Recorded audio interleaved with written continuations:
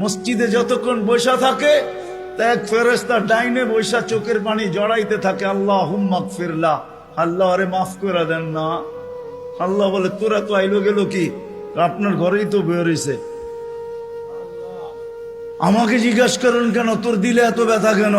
আপনার ঘরেই তো বের হইছে, বন্দা তো আপনারই সৃষ্টি, সেরা তো আপনিই বানাইছেন। ও যদিও না কান্দে তো আমি ওর পক্ষ হয়ে একটু কান্দতেছি, অসুবিধা কি?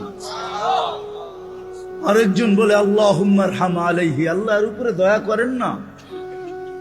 আপনার ঘরে বসে রইল, তারপরে যদি দয়া না করেন তো বাজারে গেলে করবেন, ওটা তো দয়ার জায়গাই না।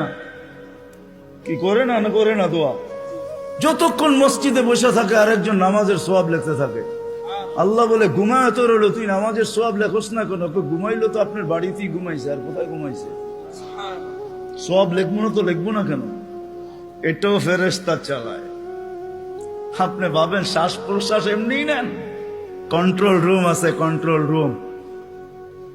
হ্যাঁ, হাবায়েক ফি আখবারিল মালায়েক কিতাবে আছে, জালালউদ্দিন সুয়ুতি রহমাতুল্লাহ আলাইহি লেখা।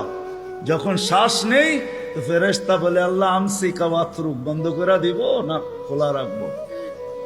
আল্লাহ 1,60,000 বার মেসেজ থ্রো করে, অটো উতরুক আলী আবদি আজাল, খোলা রাখ, সীমা রেখা দেওয়া আছে। যেদিন সীমা রেখায় আসবে ওই দিন বলবো টানবো তো আর ছাড়তে দিবি না, ছাড়বো তো আর টানতে দিবি না। বিনা দ্বিধায় 1,60,000 বার শ্বাস প্রশ্বাস নিতেছি। আসেন একটু ভাবি। সুর তো আমার কাছে নাই যে আমি আপনাদেরকে পাগল করব।